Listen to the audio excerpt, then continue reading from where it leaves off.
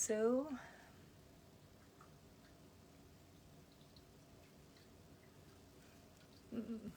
hello friends. I'm gonna do this video in French again, and I will post it on YouTube and you can have the translation, but I will do the same one in English soon, because this is an experience that I had this morning and I really loved it. If you follow me since some years, you may have seen the video where I was speaking about my breathing exercises. And I always experiment, but I don't look for it. It just come like that. Oh my goodness, there are so many little birds. They are so cute. It's very cloudy, no rain. We had rain all around, and serious rain. Before yesterday, we've been in Palm Desert, and my car was up to the wheel, the top of the wheel underwater. Amazing, the rain, but not here. Donc, je fais cette vidéo en français. You see, English is coming straight. It's difficult for me to, maybe because I am in the country where we speak English, so I am just, mutating the energy of the country, but it's very difficult for me to speak in French. So I speak in French. Voilà, donc ce matin, j'ai fait quelques exercices de stretching, de yoga, mais à ma façon, et quelques exercices pour les fesses, assez intenses. J'ai décidé que je vais remonter mes fesses, parce que c'est une cata, quoi. Je suis assise tout le temps, donc en fait j'ai des fesses carrées au lieu d'avoir des fesses rondes. Donc j'ai décidé de faire quelque chose. Et apparemment ça marche, en faisant ça tous les 2 jours. Je fais 4 séries de 15, 4 fois. Les exercices traditionnels, il faudrait que je montre, mais bon, pour tout ce qui est les fesses. Lever les jambes en arrière, sur les côtés, enfin tout ça, voilà. Donc je fais 4 séries, je fais 4 mouvements, 15 fois, et je le fais 4 fois. Bon, donc ça. Et puis après cet exercice, je me dis, tiens, je vais m'allonger là. Alors, est-ce que c'est parce que c'est là, à côté de mon gros cristal qui est à droite? Maintenant, je réalise en parlant avec vous. Parce que d'habitude, je fais le yoga dehors, mais il y avait du soleil, donc j'aime pas faire le yoga sous le soleil. Donc, parce que maintenant que le soleil tourne, le soleil vient sous le patio. Alors qu'en plein été, non, il n'y a jamais de soleil sous le patio. Mais là, l'hiver, c'est ce qui est bien, c'est qu'il y a le soleil qui vient sous le patio, parce que je suis exposée sud. Et donc l'hiver, même s'il fait froid, je peux me mettre nue ici et bronzer et être au chaud, protégée, c'est hyper agréable, quoi. Donc là, j'ai dit, non, je vais faire à l'intérieur, je vais être au soleil. Donc je suis là, sur mon tapis. Donc là, il y a mon gros cristal que j'avais déjà montré une fois, qui est un cristal cathédral fumé, et qui est le gardien de la maison. Peut-être je vous le montre. Si j'arrive à le prendre tellement lourd. Oh my goodness.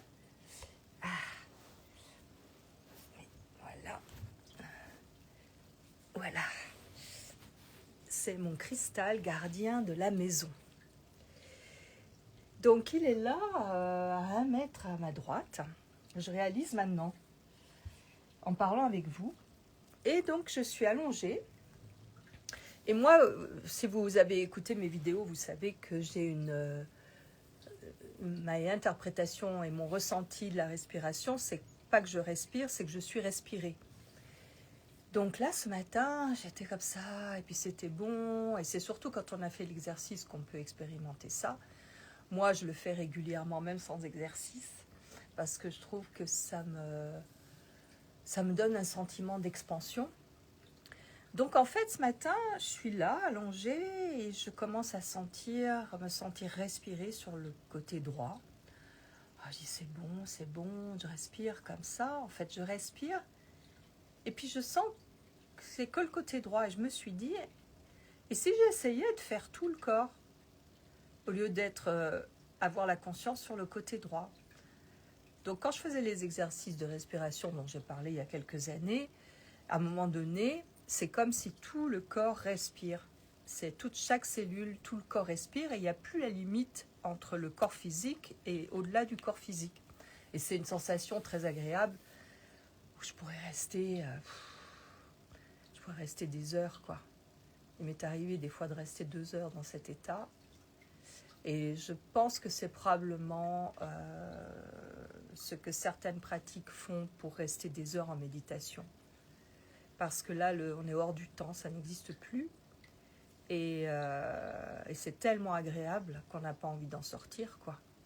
Donc j'étais dans cet état, et puis je me suis dit, mais pas seulement autour, et si je me sentais respirer au-dessus et en dessous. Et là, en fait, et ça sans avoir fait l'exercice de respiration avec les respirations rapides et tout ça, juste après avoir fait ma gym, quoi, mon stretching. Et là, cette conscience d'être respiré comme ça tout autour, ça me... Oh là, tout d'un coup, je suis partie, quoi. Tout d'un coup, là, c'est... Waouh! Là, plus les limites du corps. Et j'ai les yeux fermés, mais pas très fort. Et là, c'est pulse, ce violet que je vois quand je suis bien alignée, mais là, c'est violet et or, et ça pulse, et c'est un rond. Et plus je suis dans la sensation d'être respirée... Alors, c'est difficile de mettre des mots, mais en même temps, par exemple, je respire, mais en même temps, j'ai la sensation que je suis respirée en même temps que je respire. C'est-à-dire que, évidemment, j'ai une aile de l'air, mais en même temps, j'ai la sensation qu'à l'extérieur de moi, tout ce qui m'entoure me respire, m'inspire, respire. Et en fait, ça me donne une sensation d'expansion et une relaxation profonde, mais pratiquement immédiate. Je viens de le refaire, là, j'ai dormi presque 2 heures. Donc, j'ai dit, oh, je vais voir si ça marche. Et en fait, oui, ça marche bien. Enfin, moi, j'ai jamais de problème pour dormir, mais là, c'est radical, quoi. Et donc, je suis restée dans cette sensation et je me suis, avec ce violet qui venait, donc je suis restée je suis respirée, en même temps je respire, je m'expanse, et en même temps je suis respirée et ça pousse les limites, il n'y a plus de limites. Et en même temps, je ne sais pas que je me suis concentrée, mais je regardais, j'étais dans ce violet, c'est un anneau d'or et violet.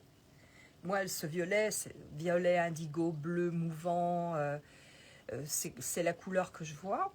Et là, je suis restée là-dessus et ça s'est concentré. C'est comme si toutes les couleurs se concentraient, comme une sorte de boule. Et il m'est venu qu'en fait, ça venait de ma glande pinéale.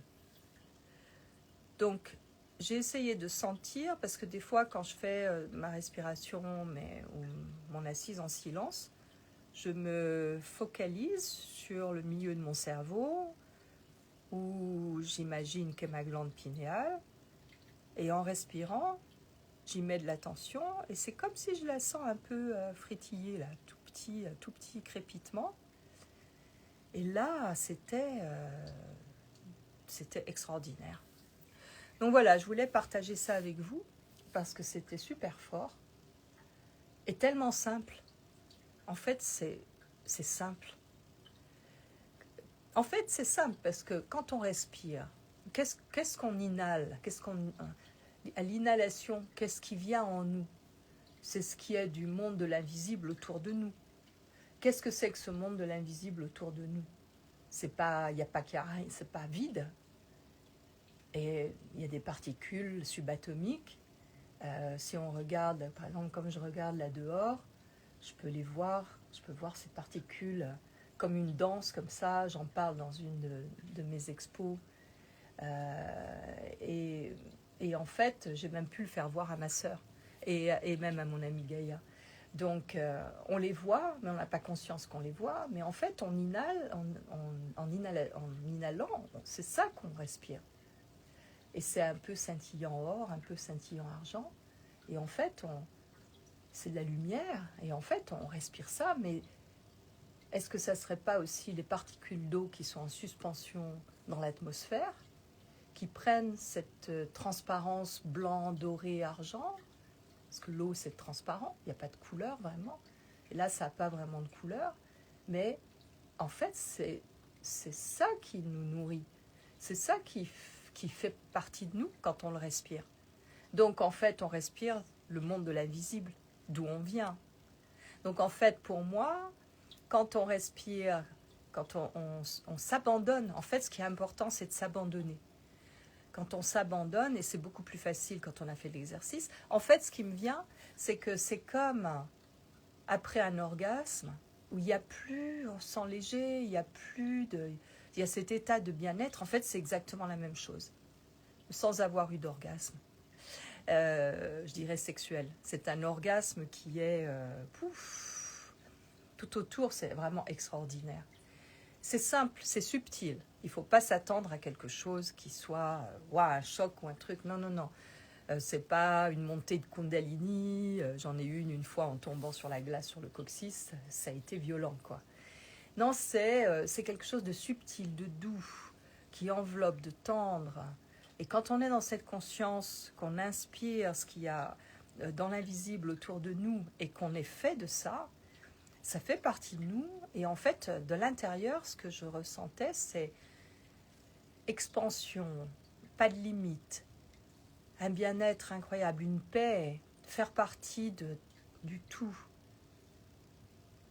Être ça, être partie du tout. Faire partie de ce tout, ce monde de l'invisible, où il y a la partie la plus haute de moi-même, en fait, la plus profonde de moi-même. Qui est-ce qui parle là? Qui est-ce qui voit? C'est bien quelque chose qui est de l'ordre de l'invisible. C'est pas seulement ce corps. Le corps est le moyen qui me permet de communiquer avec vous. Mais quand je suis sans communiquer avec vous, que je suis seule avec moi-même et que je ne vois pas mon image dans le téléphone parce que j'utilise même pas le téléphone, il y a quand même bien quelque chose qui respire, qui pense, qui regarde, qui réfléchit, qui fait des liens, il y a une intelligence. Cette intelligence, elle vient de l'intelligence suprême, de la source qui nous a tous créés. Et là, à ce niveau-là, il n'y a pas de couleur, il n'y a pas de différence, puisqu'on est tous faits, comme le disait Marc-Henri, le professeur Marc-Henri. Je pense souvent à lui et en fait, peut-être qu'il est présent quand je pense comme ça à lui. Et on est fait de plus que ce qu'on dit. On est fait de pratiquement 99% d'eau. Et pas seulement 70%. Est-ce que même les eaux, il y a de l'eau. Partout dans notre corps, c'est de l'eau. Et ce que l'on respire dans l'univers, il y a énormément d'eau. Même si c'est le désert et même si c'est sec. Et les particules d'eau, elles communiquent entre elles, elles alimentent, on les respire, on les boit. Quand on boit de l'eau, pour moi, quand je bois de l'eau, c'est une grâce et c'est de la lumière liquide. En fait, pour moi, c'est boire de la lumière liquide. Et en respirant, c'est ce qu'on fait. On respire ces particules d'eau en suspension dans l'air, cette lumière. Et quand on s'abandonne à ça, ben c'est merveilleux, quoi. C'est merveilleux. Et je pense que c'est ça qui permet d'être lumineux, mais pour ça, il faut s'abandonner. Il faut s'abandonner à qui l'on est vraiment, à cette source. Et d'où l'on vient. Et où on retourne. et c'est merveilleux, quoi. Là-bas, la lumière sur les montagnes est extraordinaire. Et voilà, donc ça m'attire. Alors que j'aille faire quelques photos. Donc voilà, je voulais partager ça avec vous. Et d'où l'importance de bénir l'eau. Nous, on achète de l'eau qui est en bouteille, en gros container en plastique, qui vient d'une source. Je l'ai testée avec mon petit appareil pour tester l'eau et elle est dans la marge d'eau de source. Elle est très bonne. Et en fait, je la verse dans des grandes jarres, des grandes bouteilles en verre, comment on appelle ça en français, des bonbonnes en verre, que je mets au soleil en fermant à peine le bouchon, parce que j'imagine que ça permet à l'eau de respirer. Donc je la solarise comme ça, sur la terre, hein, pas sur le patio au soleil, sur le béton, mais sur la terre, près d'une plante que j'aime bien, ou je dis tiens, tu vas être un peu copine avec la plante qui est là, et en fait c'est ce que je bois, et quand je la verse dans ce conteneur en verre, je rends grâce et je la remercie et je la bénis, et ça va faire partie de moi. Donc en fait c'est une bénédiction que je fais aussi à moi-même. Et après, comme je respire, je renvoie ça à l'univers. Et si on fait tout ça, on perpétue quelque chose qui est plus léger, parce que je pensais à l'eau et l'expérience que j'avais eue à Tecopa, une fois où il y a l'eau de source qui vient de la terre, et où j'étais toute seule dans ce petit bassin, dans ce petit motel où je vais très très simple régulièrement, et où il y a ces petits bassins à disposition privée. Et donc j'étais là, et l'eau du sous-sol rentre, elle est très chaude, hein, elle est très très chaude. Et je m'étais allongée en ayant l'eau qui coulait sur ma nuque, parce que ça sort sur un côté. Et j'avais mis ma tête comme ça, et ça coulait sous ma nuque. Et à un moment donné, ça m'a emmenée dans une histoire. C'est comme si je la voyais sous terre, et elle me parlait, et elle me disait qu'elle était là parce qu'elle nous aimait, et qu'elle était là pour nous. Et c'était vraiment un moment, je me disais, ouais, qu'est-ce qui m'arrive? Et en fait, c'était un moment vraiment un miracle, quoi. Et déjà que j'ai toujours eu un rapport à l'eau qui est très intime, avec une appréciation très profonde et beaucoup de gratitude. Mais là, c'était vraiment fort. Et en fait, je réfléchissais sur l'eau. Je me disais, mais l'eau qu'il y a sur la terre, partout, toute l'eau, tout ce qui est liquide, toute l'eau, toutes les particules d'eau, elles rentrent en communication les unes avec les autres. Il y a beaucoup qui ont fait ces travaux sur l'eau, en émettant une intention et en reversant ça, par exemple, dans une rivière. Et en fait, bien sûr que ça marche. Et déjà, si on le fait pour nous-mêmes, chaque fois que je bois un verre d'eau, je rends grâce à cette eau, et je me dis, waouh, depuis la nuit des temps qu'il y a de l'eau sur cette planète, c'est cette eau-là. Elle est elle a en mémoire la mémoire de l'humanité, la mémoire de sa création, qui vient probablement de l'espace, comme le disait Marc-Henri. Et en fait, c'est ce qui fait en majorité qui nous sommes. C'est vraiment l'eau. Nous sommes des êtres aquatiques, en fait. Parce que quand on est dans le ventre de notre mère, eh bien, on est un être aquatique. Et on est totalement relié à l'eau. Et en fait, voilà, c'est mes réflexions, où je divague, où je vais, je suis dans un délire, du verbe délier. Délire, pas dans le verbe délirer comme avec la connotation d'être un peu, voilà, mais délier, c'est délier comme une bobine que l'on délie, quelque chose que l'on délie, détricoter, il me vient détricoter un pull vert, et avec toute son histoire, et l'histoire de celui ou celle qui l'a tricoté, qui a pensé à ce moment-là en tricotant. Et en fait, l'eau, elle coule, et elle est pareille. Elle est reliée à toute la mémoire de la Terre, mais la mémoire du cosmos, et la mémoire de l'humanité, et de tout ce qui se passe. On est tous reliés par cette entité, et elle est vivante. Et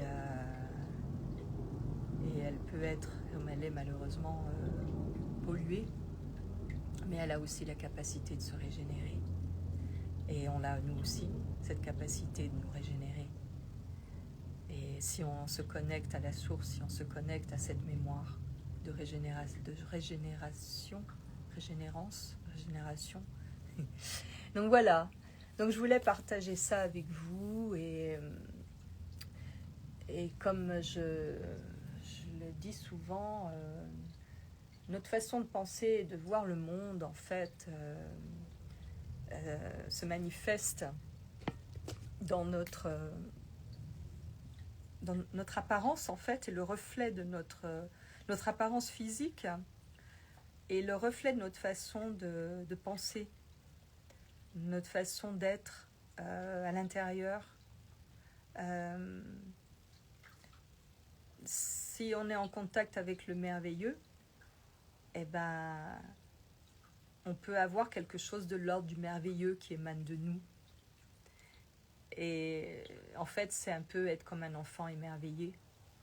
Et ça reste jusqu'à la fin, quoi. Parce qu'on ne peut pas ne pas être émerveillé. Et même moi, je vois, évidemment, je prends de l'âge. Hein, c'est totalement irréaliste. Pour moi, c'est quelque chose qui glisse. Je veux dire, c'est assez étrange parce que je prends de l'âge, mon corps prend de l'âge, mais en même temps, c'est comme si je deviens de plus en plus intemporelle. Au plus je prends de l'âge, plus qu'intemporel, c'est sans limite. Et je pense qu'en vieillissant, je ressens ça, et probablement beaucoup de gens ressentent ça. Il y a une paix intérieure, il y a un univers qui est de plus en plus sans limite, sans limitation.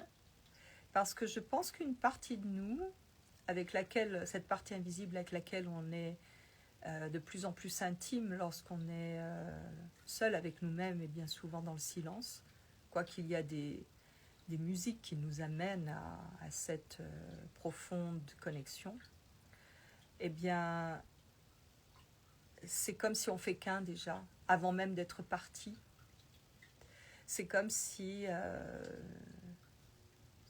en fait, à un moment donné, le corps physique va partir, mais c'est comme si, en prenant de l'âge et en se rapprochant du moment de la fin du corps physique, on est déjà parti. Enfin, on est déjà de plus en plus en contact avec la dimension invisible.